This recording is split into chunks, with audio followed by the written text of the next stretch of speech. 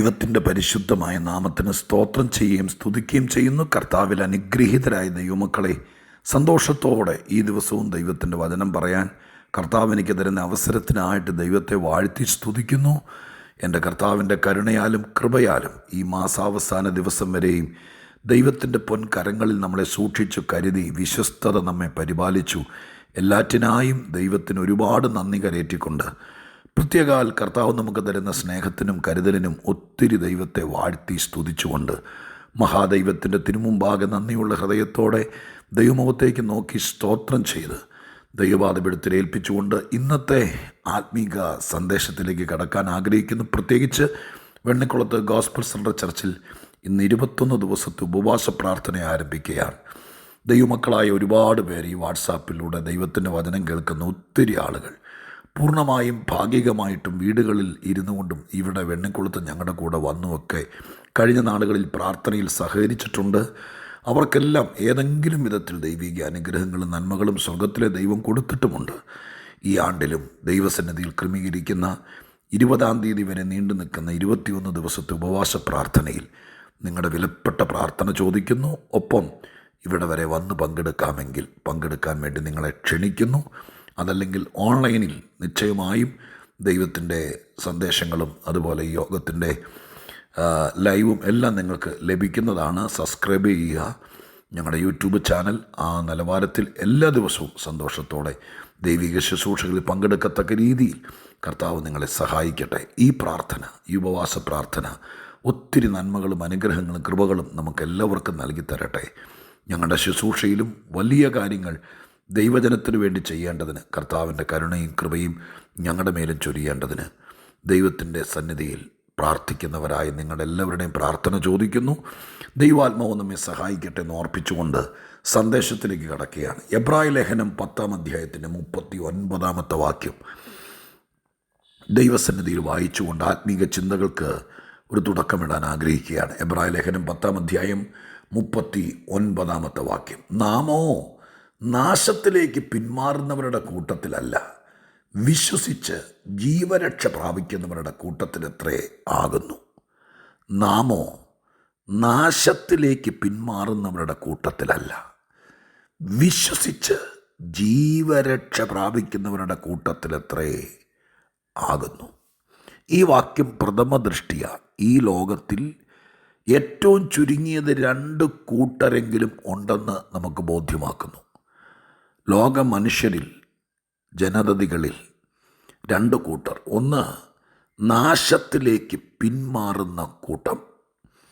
2, വിശ്വസിച്ച് ജീവരക്ഷ പ്രാപിക്കുന്ന കൂട്ടം. ഒരു കാര്യം, ഈ 2 കാര്യങ്ങൾ ഈ വാക്യത്തിൽ അന്തർലീനമായിരിക്കുമ്പോൾ തന്നെ അനേക കൂട്ടം ഈ ലോകത്തിലുണ്ട്. വേറൊരു വിഷയം, ഏതെങ്കിലും ഒരു കൂട്ടത്തിൽ നമ്മൾ പങ്കാളികളാകുകയും ചെയ്യും. എന്ന് പറഞ്ഞാൽ ഒന്നുകിൽ ഇവിടെ ഒത്തിരി ആൾക്കാരുണ്ട്, നശിച്ചു പോകുന്ന കൂട്ടം എന്ന് ഇവിടെ തന്നെ എഴുതിയിരിക്കുന്നല്ലോ, രക്ഷപ്പെടുന്ന കൂട്ടം. ഇങ്ങനെ 2 കൂട്ടങ്ങൾ. ഇത് നിത്യതയൊക്കെ ബാധിക്കുന്നതാണ്. അപ്പോൾ തന്നെ ഐഹിക ജീവിതകാലത്ത് ഒരുപാട് കൂട്ടമുണ്ട്. ചില ആളുകൾ പറയാറുണ്ട്, ഞങ്ങളൊന്നും ഒരു കാലത്തും രക്ഷപ്പെടുകയല്ല. അങ്ങനെ ഒരു കൂട്ടരുണ്ടോ എന്ന് ചോദിച്ചാൽ വാക്കുകൾ കൊണ്ട് പലരും പറയുന്നു. എന്നും രോഗവും പ്രയാസവും കഷ്ടവും ദുരിതവും മാത്രം അനുഭവിക്കാൻ വിധിക്കപ്പെട്ട കൂട്ടം, അതിനകത്തിരയായി പോകുന്ന ആളുകൾ, ചതിക്കപ്പെടുകയും വഞ്ചിക്കപ്പെടുകയും പറ്റിക്കപ്പെടുകയൊക്കെ ചെയ്യുന്ന കൂട്ടം, എത്ര പ്രാർത്ഥിച്ചാലും മറുപടിയില്ലാത്ത കൂട്ടം. ചില ആളുകളെ അങ്ങനെ തന്നെ നമ്മുടെ മനസ്സ് പറയും, ഇല്ലേ? ചിലപ്പോൾ നമുക്ക് തോന്നും, അവരൊക്കെ എത്ര സന്തോഷത്തോടെയാണ്, അവരുടെ കൂട്ടമൊക്കെ എത്ര നല്ലതാണ്, നമ്മളിങ്ങനെ ആയിപ്പോയി. അതിരുകളോ ജാതിയോ മതമോ ഒന്നും വെച്ചിട്ടല്ല, അനുഭവങ്ങൾ വെച്ചിട്ട് പല കൂട്ടത്തിലാണ് ആളുകൾ. ചില ആളുകൾ ഇന്നും കടം മേടിച്ച് മാത്രം ജീവിക്കുന്ന കൂട്ടർ. ഒരു ദിവസം പോലും സ്വസ്ഥമായിട്ട് ഉറങ്ങാൻ പറ്റാത്ത കൂട്ടർ. ഒരു ജീവിതം കിട്ടിയിട്ട് എന്നും അസ്വസ്ഥതയും പ്രയാസവും ബുദ്ധിമുട്ടും കഷ്ടവും മാത്രം സഹിക്കുന്ന കൂട്ടർ. മക്കൾ ജനിക്കുമ്പോൾ മാറുമെന്ന് വിചാരിച്ചവർ വളരുമെമ്പോൾ തീരുമെന്ന് വിചാരിച്ചു. പക്ഷേ അവർ വളർന്നും കരുത്താർജിച്ച് വന്നപ്പോഴൊക്കെ ദുഃഖം കൂടിയ കൂട്ടർ ഈ ലോകത്തിലുണ്ട്. അങ്ങനെ നെഗറ്റീവായി ചിന്തിച്ചാൽ ഒരുപാട് കൂട്ടരുണ്ട്. കഷ്ടവും പ്രയാസങ്ങളൊക്കെ ഈ പറഞ്ഞ പോലെ അനുഭവിക്കുന്ന കൂട്ടർ.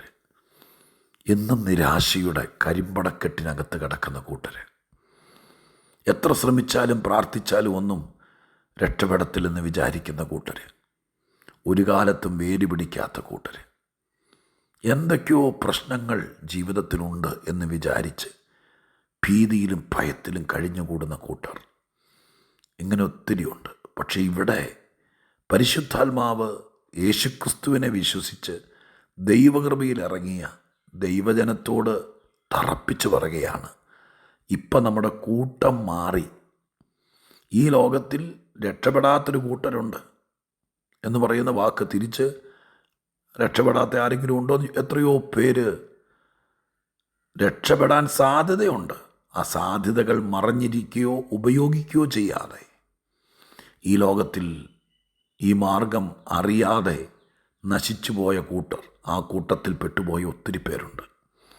എന്നാൽ ഇന്നത്തെ പരിസ്ഥിതിയിൽ ദൈവപുത്രനായ ക്രിസ്തുവിനെ വിശ്വസിക്കുന്ന കൂട്ടരെക്കുറിച്ച് എഴുതിയിരിക്കുന്നത് ഇങ്ങനെയാണ്: നാമോ വിശ്വസിച്ച് ജീവരക്ഷ പ്രാപിക്കുന്ന കൂട്ടത്തിൽ എത്രയാകുന്നു.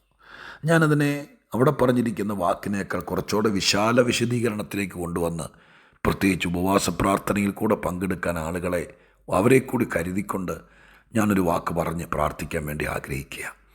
ഇന്ന് ജൂൺ മാസം 30 ഇപ്പം നമ്മൾ ഏത് കൂട്ടത്തിലാണ് എന്നതൊന്ന് വിലയിരുത്തണം. രക്ഷിക്കപ്പെട്ട് കർത്താവിനെ അറിഞ്ഞ് ദൈവപുത്രനായ ക്രിസ്തുവിൻ്റെ മടങ്ങിവരവിന് വേണ്ടി കാത്തിരിക്കുന്ന കൂട്ടർ, അങ്ങനൊരു കൂട്ടരുണ്ട്. ആ കൂട്ടത്തിലായിരിക്കട്ടെ എല്ലാവരും എന്ന് ആഗ്രഹിക്കുന്നു. അതല്ല, ആ കൂട്ടത്തിലല്ല, അതിനെക്കുറിച്ചൊന്നും വലിയ ഗൗരവമായിട്ട് അറിഞ്ഞിട്ടില്ലെങ്കിൽ ഞാൻ നിങ്ങളെ നോക്കി പറയുന്നു, ഈ ഉപവാസ പ്രാർത്ഥന നിങ്ങൾക്ക് നിങ്ങളുടെ പഴയ കൂട്ടത്തിൽ നിന്നൊരു പുതിയ കൂട്ടത്തിലേക്ക് നിങ്ങളെ ദൈവം മാറ്റട്ടെ. മുളയ്ക്കാത്ത, വളരാത്ത, ഫലം കായ്ക്കാത്ത, പ്രയോജനപ്പെടാത്തൊരു കൂട്ടത്തിനകത്ത് നിന്ന് ഫലം കായ്ക്കുന്ന, പ്രയോജനപ്പെടുന്ന, വളരുന്ന, ഉയരുന്ന, അനേകർക്ക് ഗുണമാകുന്നൊരു കൂട്ടത്തിലേക്ക് ദൈവം നിങ്ങളെ മാറ്റട്ടെ.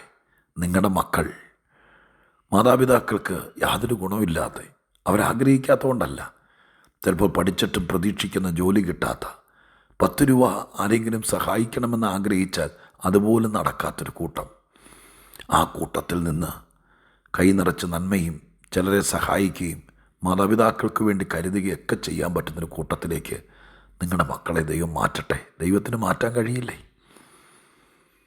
കടവും പ്രയാസവുമായിട്ടെന്നും കണ്ണു തിരുമ്മി ചുമന്ന് കലങ്ങിച്ച മുഖവുമായി നിരാശയോടെ കഴിഞ്ഞുകൂടുന്നൊരു കൂട്ടത്തിലാണ് ഇന്ന് എന്നെ കേൾക്കുന്ന നിങ്ങളെങ്കിൽ, ആ കൂട്ടത്തിൽ നിന്ന് സന്തോഷവും സമാധാനവും അനുഭവിച്ച് മറ്റുള്ളവരോട് സാക്ഷ്യം പറഞ്ഞ് ദൈവം ജീവിക്കുന്നു എന്ന അനുഭവങ്ങൾ പങ്കുവെച്ച് ആ വിധത്തിൽ അനുഗ്രഹിക്കപ്പെടുന്നൊരു കൂട്ടത്തിലേക്ക് സ്വർഗം നമ്മിൽ പലരെയും മാറ്റട്ടെ. പരിശുദ്ധാത്മ നിയോഗത്തോടെ ദൈവത്തിൻ്റെ നടത്തിപ്പിൽ, കർത്താവിൻ്റെ പ്രത്യേക പരിഗണനയിൽ, ദൈവിക ഗൈഡൻസിൽ മുന്നോട്ട് പോകുന്നൊരു കൂട്ടത്തിലേക്ക് ദൈവം നമ്മെ കൊണ്ടെത്തിക്കട്ടെ. ഞാൻ ഉറച്ചു വിശ്വസിക്കുന്നു, ഇപ്പോൾ നമ്മളായിരിക്കുന്ന കൂട്ടം ഞാൻ ആത്മീക നിലവാരത്തിലാണ് കാണുന്നത് കേട്ടോ. ആ കൂട്ടത്തിൽ നിന്ന് ഗുണമുള്ള, ഫലമുള്ള ആ ഒരു കൂട്ടത്തിലേക്ക് ദൈവം നമ്മെ മാറ്റട്ടെ. നിങ്ങൾ ആഗ്രഹിക്കുക, കർത്താവേ, എത്ര നനച്ചാലും നട്ടാലും പ്രയോജനപ്പെടാത്തൊരു കൂട്ടത്തിനകത്തായി ഇപ്പം ഞാൻ നിൽക്കുന്നത്. ആ കൂട്ടുകെട്ടും കൂട്ടമൊക്കെ മാറി കർത്താവിന് വേണ്ടി നന്നായി പ്രയോജനപ്പെടുകയും ആത്മീകം കൊണ്ട് എൻ്റെ ജീവിതം ഒത്തിരി ധന്യമാകുകയും ചെയ്യുന്ന ഒരു നല്ല കൂട്ടത്തിലേക്ക് ദൈവം ഈ പ്രാർത്ഥനകളാൽ എന്നെ, എൻ്റെ കുടുംബത്തെ, എൻ്റെ മക്കളെ മാറ്റണേ. കള്ളു കുടിക്കുന്ന, ഇടയ്ക്കിടയ്ക്ക് ദുർമാർഗങ്ങളിലേക്ക് പോകുന്നൊരു കൂട്ടത്തിൽ നിന്ന്, ദൈവകോപത്തിന് ഇടയാകുന്ന കൽപ്പനാലംഘനങ്ങളും പാപങ്ങളുമൊക്കെ ജീവിതത്തിൽ വന്നു പോകുന്നൊരു കൂട്ടത്തിൽ നിന്ന് വിശുദ്ധിയോടും കൃപയോടും കരുണയോടും കൂടെ കർത്താവിന് വേണ്ടി നിലകൊള്ളുവാനും അത് നമുക്ക് നന്മയായി തീരുകയും ചെയ്യുന്നൊരു കൂട്ടത്തിലേക്ക് ദൈവം നിന്നെ മാറ്റിയാൽ അത് സന്തോഷത്തോടെ സ്വീകരിച്ചുകൂടെ? കൂട്ടം മാറ്റി അനുഗ്രഹിക്കുന്നൊരു ദൈവം. ഞാൻ അങ്ങനെ ഈ ഉപവാസ പ്രാർത്ഥനയിൽ പങ്കെടുക്കാൻ ആഗ്രഹിക്കുന്ന ആൾക്കാരോട് പറയുക, ഗതികേടിൻ്റെ ആ കൂട്ടത്തിൽ നിന്ന് ഗതി പിടിക്കുന്നൊരു കൂട്ടത്തിലേക്ക് സ്വർഗം മാറ്റട്ടെ. ആത്മസന്തോഷം അനുഭവിക്കുന്നൊരു കൂട്ടത്തിലേക്ക് മാറ്റട്ടെ. സ്വർഗം നേരിട്ട് നടത്തുന്നൊരു കൂട്ടത്തിലേക്ക് മാറ്റട്ടെ. അനുഗ്രഹം മഴ പെയ്തിറങ്ങി ആ മഴയാൽ വേര് പിടിച്ച് ഫലം കായ്ക്കുന്നൊരു കൂട്ടത്തിലേക്ക് സ്വർഗം മാറ്റട്ടെ. ആ നിലവാരത്തിലേക്ക് മാറാൻ ആഗ്രഹിക്കുന്നവർക്ക് ഈ ജൂലൈ മാസം കടക്കുകയാണല്ലോ. ഇന്ന് പ്രാർത്ഥന ആരംഭിക്കുന്നത് കൊണ്ട് ഞാൻ ദൈവസന്നിധിയിൽ ആശംസയോടെ പ്രാർത്ഥിക്കുന്നു. നിങ്ങളെത്ര പേർ ആഗ്രഹിക്കും? നാട് വിട്ടു പോകണം, വീട് വിട്ടിറങ്ങണം, ഇതൊന്നുമല്ല പറയുന്നത്.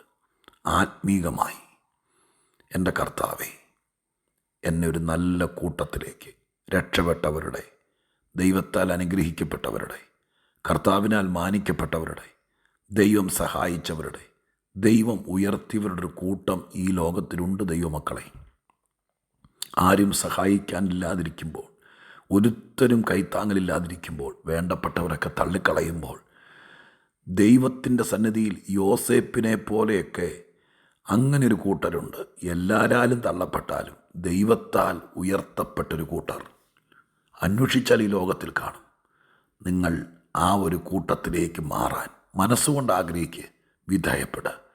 കർത്താവേ, ഫലമുള്ളൊരു കൂട്ടത്തിലേക്ക് എന്നെ, എൻ്റെ കുടുംബത്തെ മാറ്റണം, എന്നെ, എൻ്റെ കുഞ്ഞിനെ മാറ്റണം എന്ന് ദൈവത്തോട് പ്രാർത്ഥിക്കുക.